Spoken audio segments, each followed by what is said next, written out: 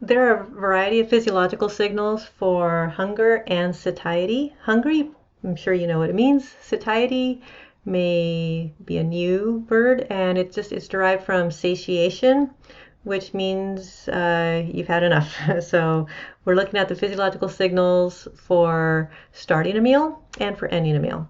And so we'll see here that to start a meal, what we see that's correlated with that is that glucose and fatty acids are going to be low. So in the blood, at least they will be depleted. And then brain gets informed about that. We're not going to focus on that as a signal for appetite because in most people, these people without diabetes, glucose is pretty tightly regulated. And so its levels don't fluctuate quite as much. And so we're not going to focus too much on glucose. But I do want to point your attention to ghrelin. Ghrelin is a peptide released by the stomach during fasting, during the fasting phase of metabolism.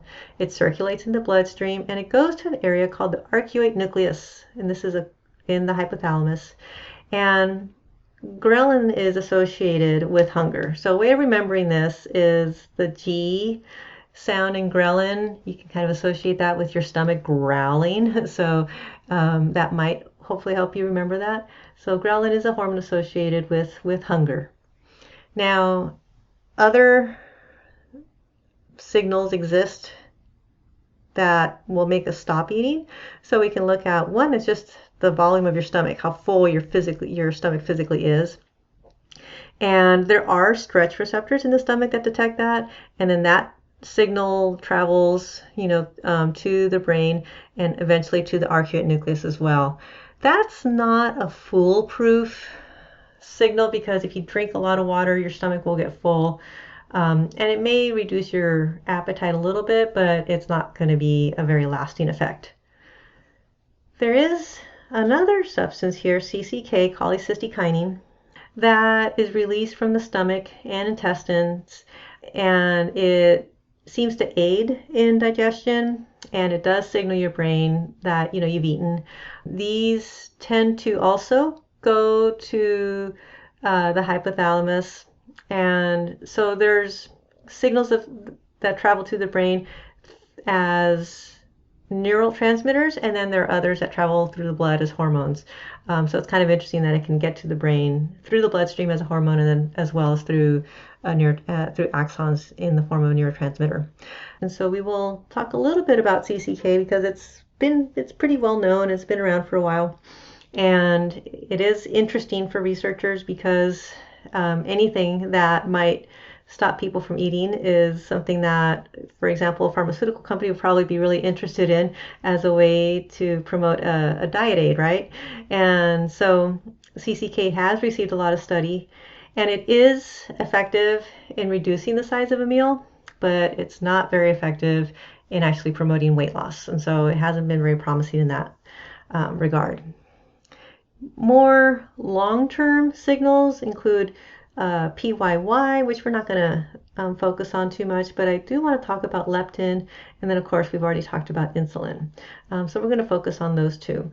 So let's take a look at leptin. Leptin has been interesting because again, it reduces a person's weight in the long term, and it seems to be associated with being released by the fat cells, and that there's a greater release of leptin when a person gains weight. And it also is going to travel through the bloodstream and end up at the arcuate nucleus of the hypothalamus, and it's going to inhibit neurons there that are involved in creating that sense of appetite. So leptin is really interesting as a signal. So let's take a look here at the signal related to being hungry, ghrelin, right? So your stomach growling with hunger. And we can see a nice correlation here, like I talked about, a nice correlation. Hours after a person has not eaten much, there is a peak in ghrelin levels. And so ghrelin levels start rising right before people eat. And then as soon as they eat, boom, they drop. And we see that happening repeatedly. So ghrelin increases as we're hungry, and then it drops off right after we've eaten.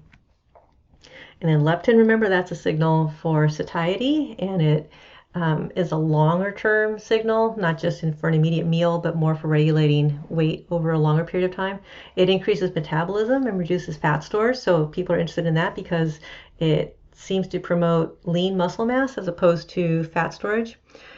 There is a genetic mutation in this gene called the OB gene that can lead to obesity in children who don't produce leptin.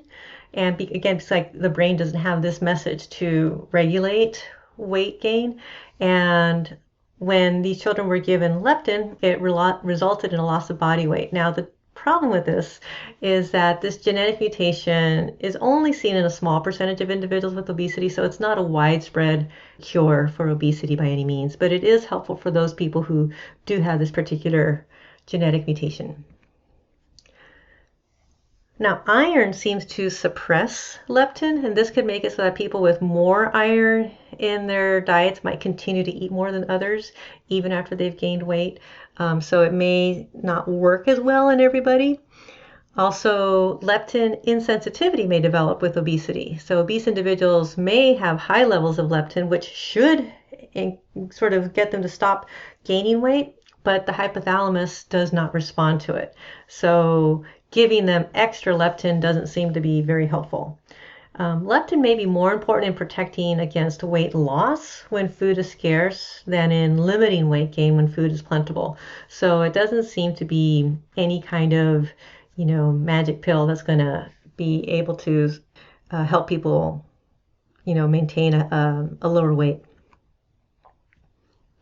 Now, in terms of another factor involved in eating, it's not just our hormones and these different physiological signals, but also our expectations of what's going to happen when we eat. How enjoyable is it going to be? And so this gets us to something called positive incentive theory. And it's about more the psychological aspects of eating. So we eat not just because we need nutrients or because we're hungry or we need to maintain a certain weight, but because we expect it to be enjoyable. We like the taste, we like the smell, the texture, it feels good generally. We crave food. And so there are many external factors that influence how much we eat, who we eat with, where we eat. So people tend to eat more when they eat socially in a social environment. And certainly I think most of us have found that we might eat more when we eat out as opposed to eating at home. So there are a lot of sort of external factors that go beyond just nutrition and these physiological signals.